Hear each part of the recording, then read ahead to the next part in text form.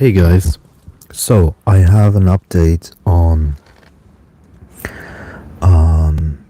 it's a small update, but Monkey Dex, which is a decentralized exchange aggregator, I think, they're connecting with Jupiter somehow. I don't understand really how this stuff works, but they announced that within 48 hours they're gonna take a snapshot of all kin holders, and I guess there will be then an airdrop of Monkey Dex tokens, and either an airdrop or just a distribution.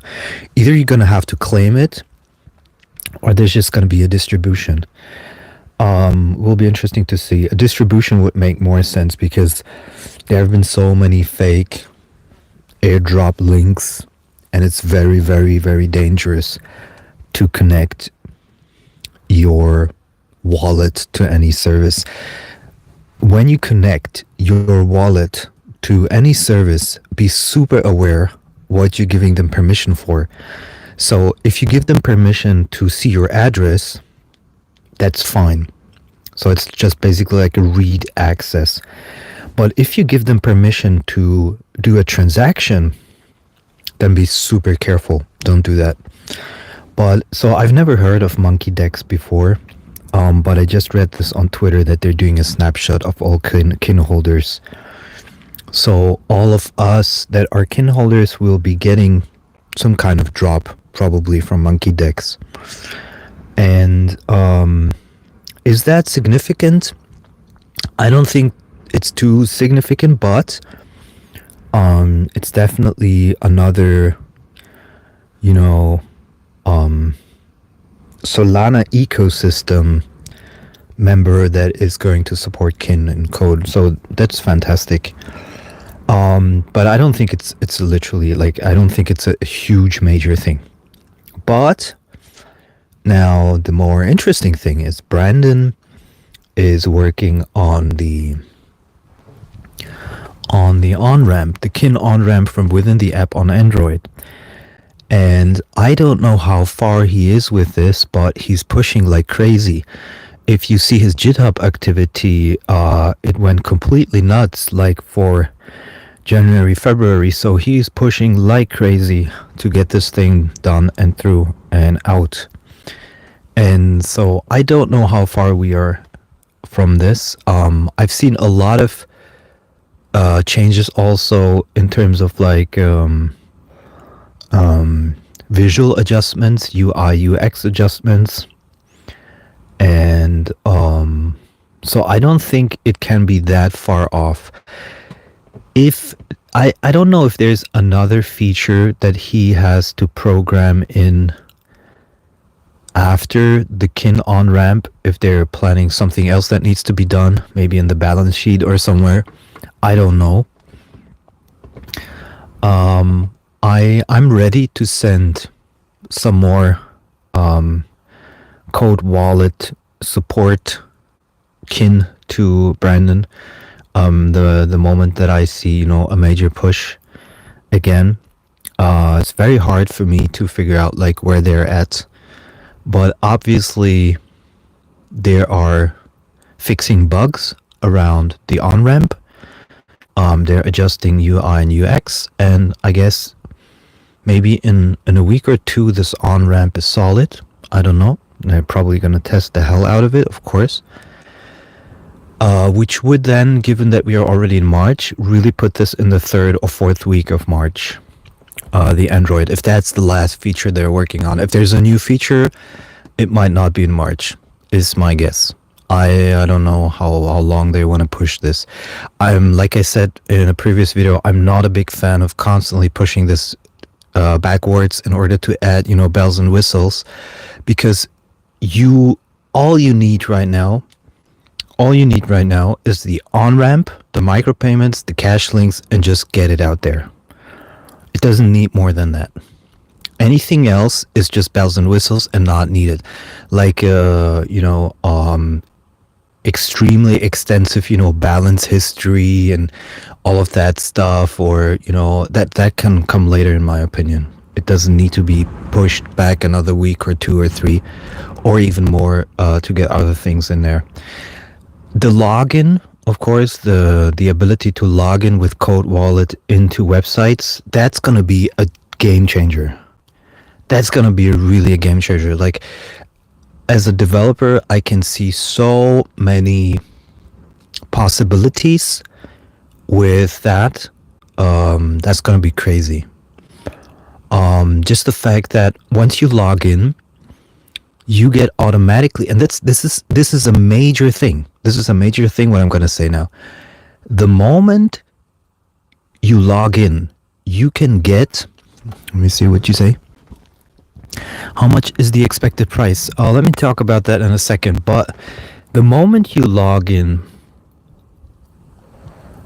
you can get the person's address for deposit.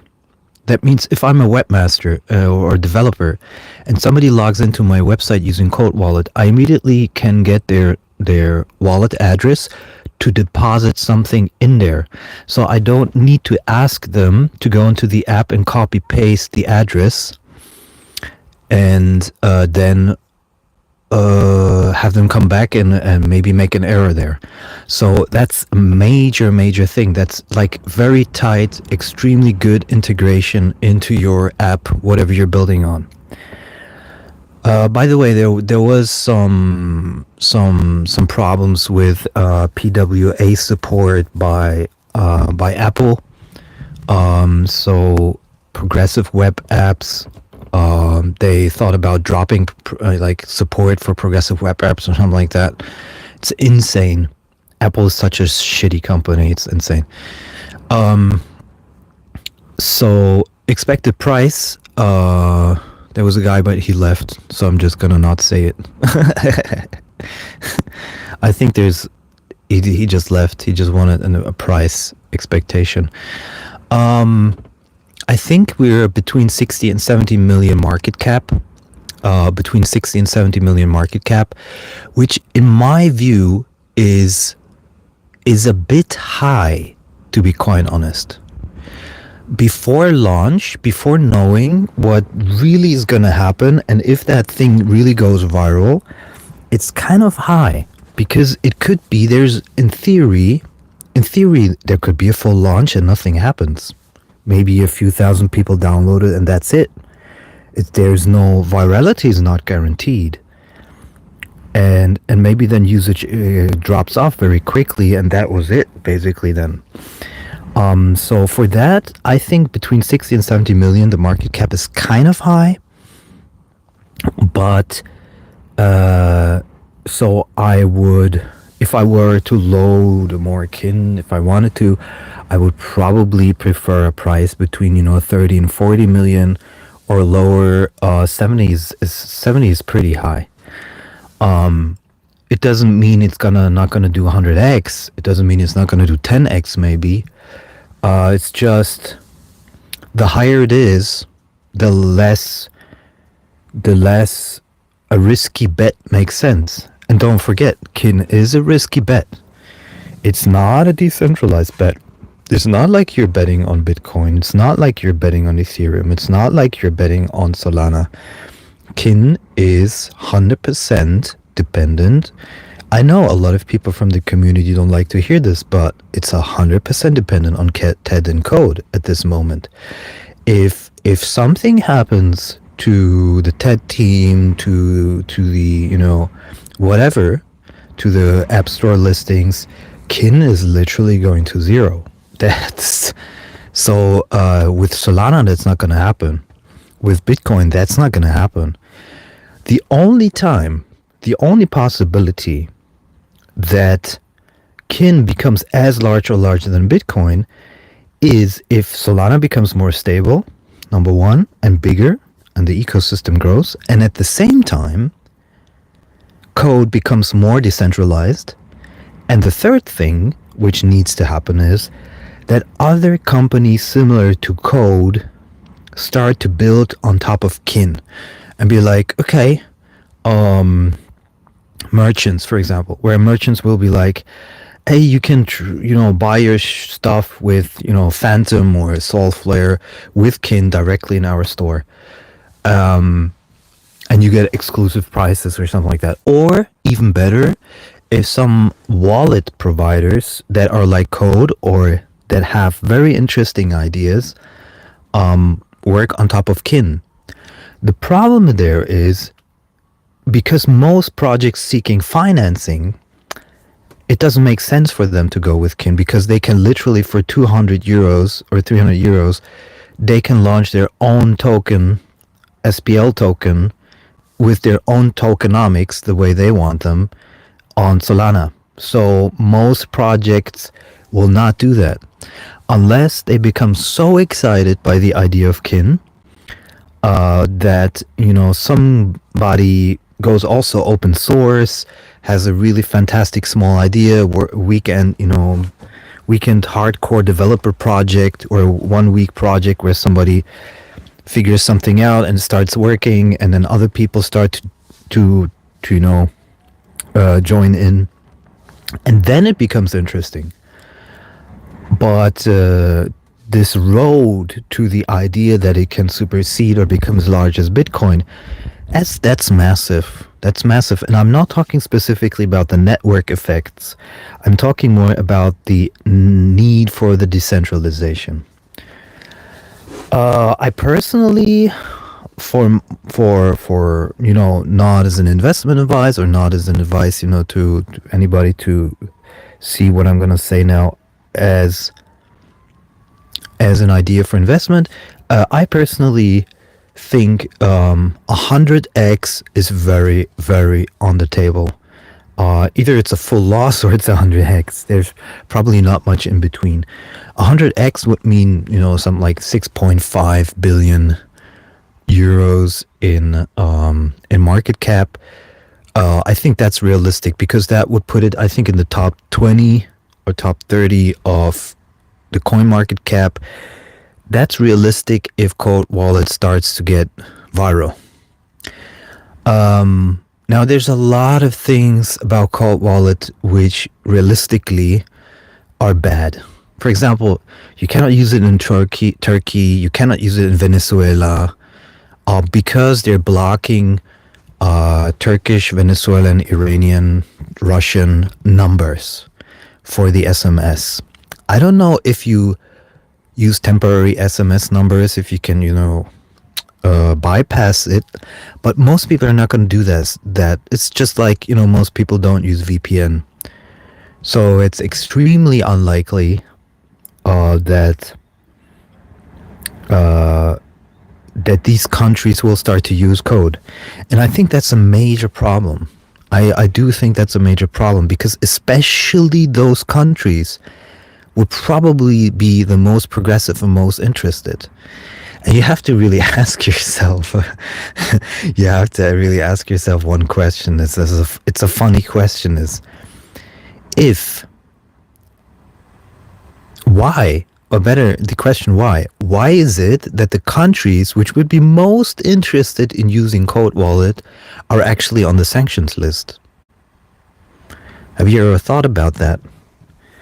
Because maybe those countries are not dancing to the tune of, the US elite and the banking elite. And I think this is actually the largest opportunity. So I think Code needs to figure out, if it wants to become larger than Bitcoin, Kin, it needs to figure out how to make code work in these countries without having to get involved themselves.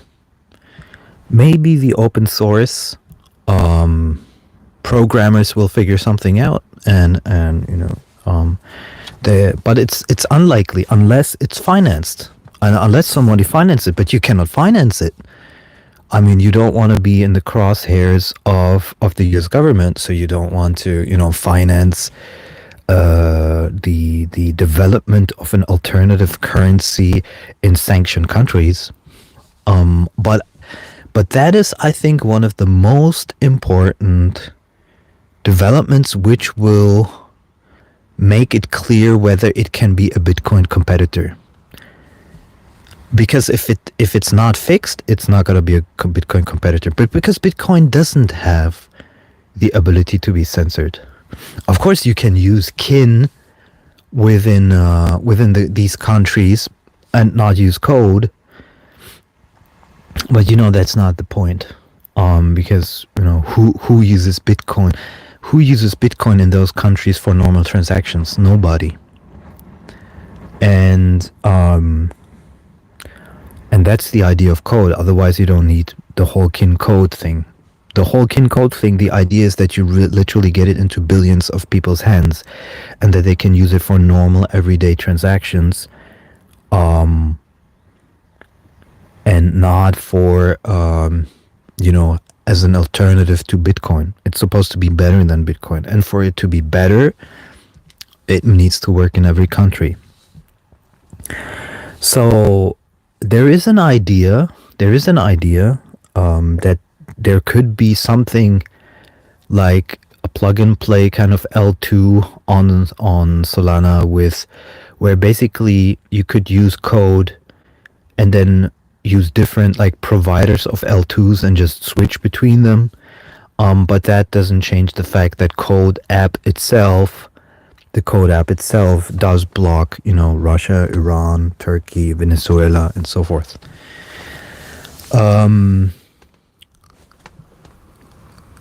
So, I mean, everything hinges right now. The whole project hinges right now on whether not whether, I think they will, but when they release the Android.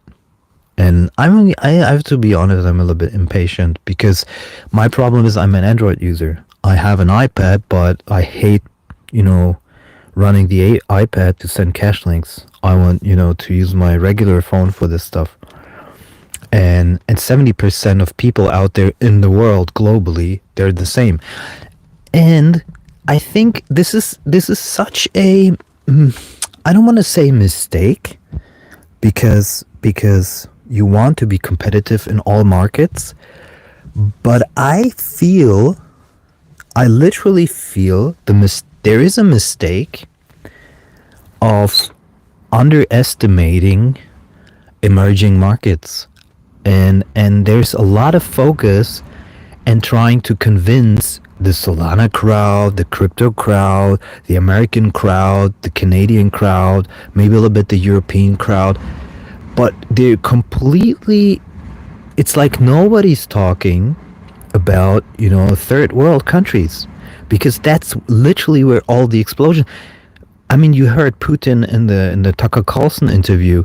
That's the dollar is done for. The BRICS are moving so fast. India now has more GDP than China or something like that. Or no, it was the stock market. The stock market is larger now, the Indian stock market, than the Chinese market. Which, if the capital is going to India, and India is India is going to be much larger than China. You can bet on that. It's the largest democracy in the world. You can definitely bet on India becoming larger than China. And I think that India will get its shit together. And I think that's also major opportunity. It's interesting that I haven't heard of one guy from India be interested in Cold Wallet. It's really bizarre. I think that most people in India use Android. So unless Android comes out now, there's nothing to do. And that's also the reason why I'm not developing, because if it takes another 2, 3, 4 months, it's completely pointless to put my time in there. I can put my time in other things, and just enjoying life or whatever. And then as soon as Android comes out, I'm gonna sit down and really figure out how I'm gonna push this. I want to do a lot in South America, Central America, and Spanish. I want to do some stuff with Nigeria. I was even thinking, I'm not sure if I want to do this, but it would be because it's I have limited amount of time and energy, but I think it would be very interesting to build a site just for Nigeria, like Nigeria dating, for example, because you would literally get millions and millions of users and get them on code. And I think Nigeria, I have a feeling that Nigeria is where code could literally explode. Well, literally everyone uses it. And there's a couple of reasons for this. First of all, they're already a crypto nation, kind of.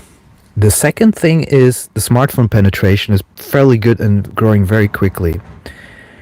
The third thing is that I don't think that Nigerians will think too much about the technical side as much as the practical side. So they won't be like, cold wallet is not so good because it's not like decentralized like Bitcoin. I don't think that's going to happen in Nigeria. I think people will be like, hey, this is really works. Let's just do it. It's kind of the wild west of crypto. And that's why I think it could go very quickly. And don't forget, Lagos, Nigeria, Nigeria in total, is probably the fastest growing by population, even the fastest growing country, or one of the fastest ones in the world, much quicker than countries. And so you will have a young population with millions of people with smartphones that want to do business, even if it's just small, like small transactions. And that's the thing that it's very hard to convince. It's very hard to convince someone in the US, be like, here's 20 cents, check out this app. Because Americans are used, especially business people and all of this, they're used to do big transactions. So there's like, if it's under 1,000, I'm not going to bother with it, I'm going to use my Venmo, my Cash App, my PayPal, whatever, but if you, let's say some kin whales, for example, start to drop cash links to Nigerian, projects, like I'm saying, for example, the Nigeria dating, and then you could build that somehow in or something. Or the thing that I want to do is with the microfunding. I want to build a site for microfunding where you can, with Code Wallet, microfund, let's say, projects in Africa, or individual private funding, all of this stuff. So if you get that going, and even just one person from the US has $100 and decides to fund 50 projects, then people in certain countries, for example Nigeria, will be like, the fuck, this is nice. I just received like $1, $2, $3 for my project. Let me promote this site. Let me get even more, and let me start show it to my friends and all of that stuff. And that's just not gonna happen in the US. You're not gonna have a funding page in the US where where they'd be like, okay, just got $1. Go fuck this. And you see this also by the type, the OnlyFans girl type, Insta girl type. They're so used to large numbers, even by Sims paying them, money, or by having them, some sponsor deals or whatever, that they're not interested in 10, 20 cents airdrops, for example. So what we tried now on Telegram, this is just a circle jerk of kin fans.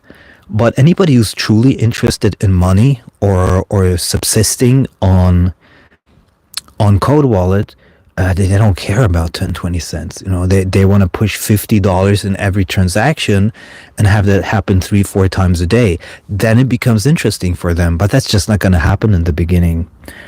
So and the question is, will there be projects where, for example, you can upload an MP3, like I was talking about, direct to consumer, where you then have someone like Kanye drop an album or an MP3, and you've instantly like 500,000 people trying to purchase the MP3. Then it might get interesting, but somebody has to show up and do that.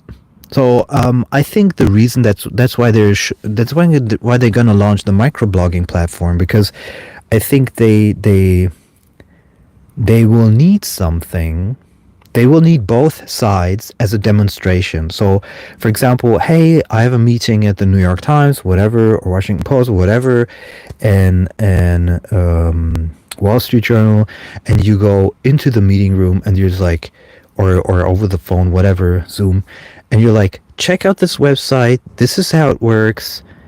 Both sides work, and they optimize it for that demonstration, and then you can get those big ones, the big people in there. And I literally think that the usage for newspapers, it's the most obvious use case. It's literally the most obvious use case from all use cases, because everybody there's two sides to it. One side is the newspaper that is trying to earn money, and the other side, and they have trouble persisting.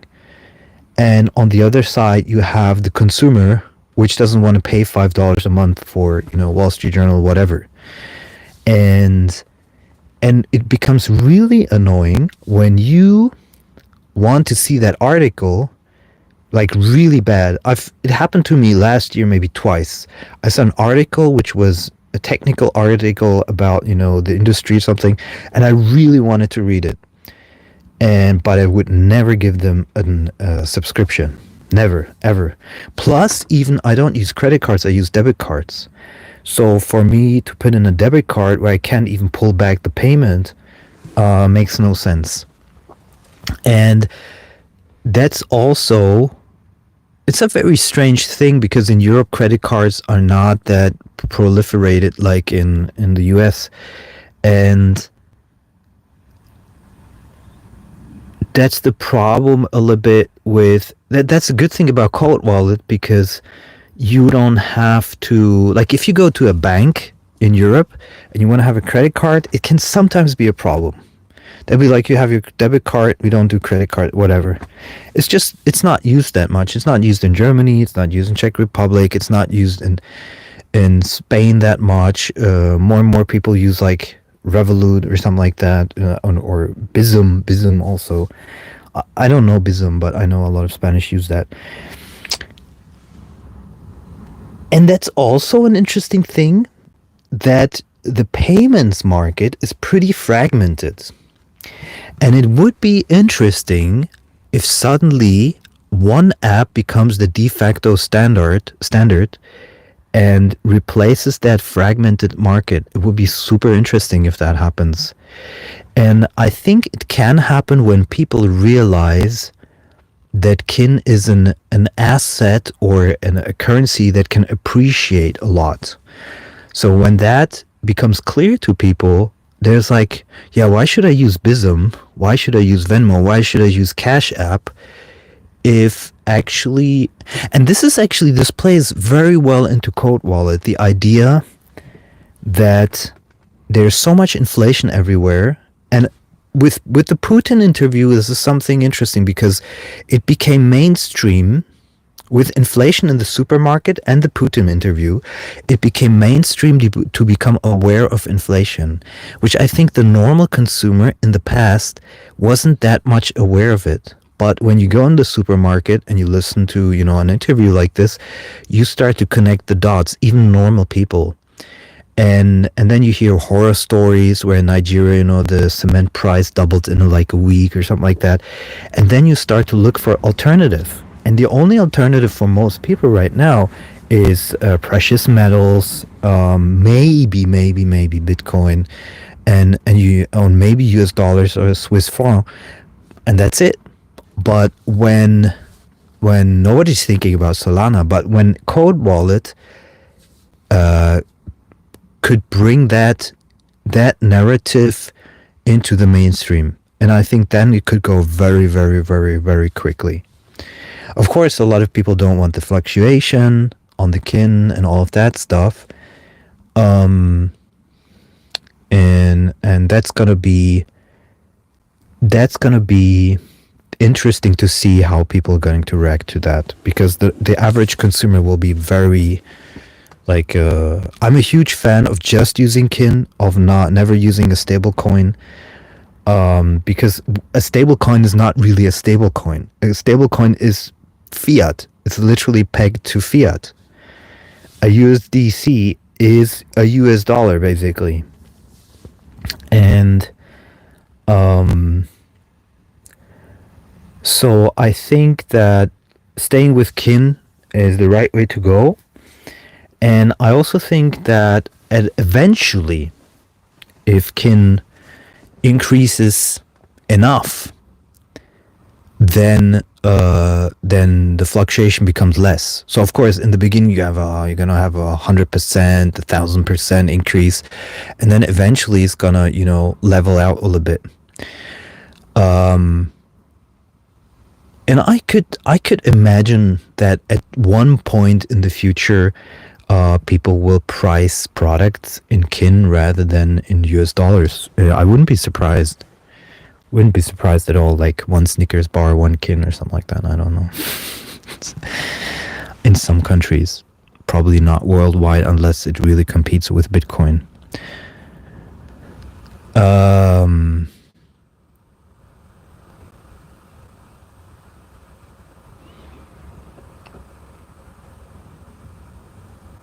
Yeah, let's just wait until Android comes out with all the features. Nothing else to say. How close are we? Maybe 1 week, maybe 2 weeks, maybe 4 weeks, maybe 2 months. Who knows?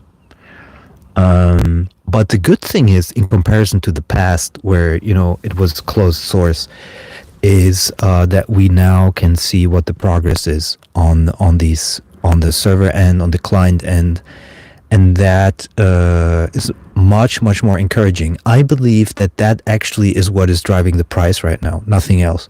I think that people see, okay, work is being done, features are being released, and that's also the reason why I post this on Twitter, because I feel that that as people see that, and some people don't check the GitHub, as people see that progress is being made on the technical side, that something is being done, and that gives confidence to the project. Imagine if the GitHub would be empty and like one update like in a month or so, or every 2 months, you'd be like, okay, this project is dead. But now with these hardcore or core devs doing all the work, you can see literally that we're coming closer and closer and closer. New features are being added, and we already know from the team that they're kind of like perfectionists. I even saw some weird text being changed, which was not even necessary. Like the minimum amount, it was like, we recommend something like the minimum amount you buy or something, and they change it to like, it's better to buy blah blah blah, I don't know, whatever. And I was like, okay, that's a little bit too perfectionist in my view, but that's what the team is like, and that's what they want to do. And a friend of mine believes in perfectionism. I mean, Steve Jobs and his designer also believed in perfectionism, and they were right. So yeah, so we'll see what happens when it launches. I like the fact that the app is very minimal, and that they take suggestions and play around a lot with optimizing those minimal features to the point where you feel really comfortable using it. And it has this gamification feel, it has this joy feel of just using it. And I think that's nowadays, that's such a key part. I don't believe nowadays you can have a successful app without the gamification part. I think you literally need the gamification part, and Code just nailed that one, especially with the vibration, of when you get the everything, it works perfectly. And sometimes it's just a very little thing that annoys you, and when that's fixed, it suddenly becomes very gamified, very dopamine inducing. So it becomes, because cash money, like coins and paper, give you the same feeling. That's why people love. My mom used to have a store like 20 years ago, and she loved the feeling of paper money. Like that's why she loved having a store. And here it becomes very similar. Whereas when you just transfer the money with Phantom and you don't have the gamification feel, it just doesn't have that kind of like, wow, that's cool. It's just like, okay, it's there. And that the team understands, and that makes it also very, very, very unique. Because you can have Lightning wallets, but it just doesn't, the UX, the UI of most Lightning wallets, it just doesn't have that extra tiny bit of gamification and coolness to it. The only thing I don't understand about the app itself is the fact that you cannot scan invoices with it. That's really bizarre for me. So when there is a checkout point of sale, shouldn't there be also like the ability to scan the invoice of the checkout card you're buying in?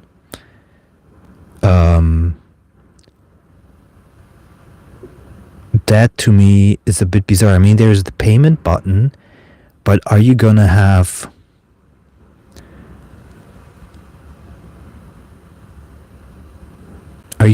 payment buttons? I mean, I wonder how it's gonna work with the point of sale system. So you go into the supermarket and you want to buy something for €5, and so you're gonna click on the pay button. I mean, it's just the beginning. I'm sure there's going to be lots of solutions also for merchants. I'm just saying, like, that's a little bit bizarre that it doesn't already exist.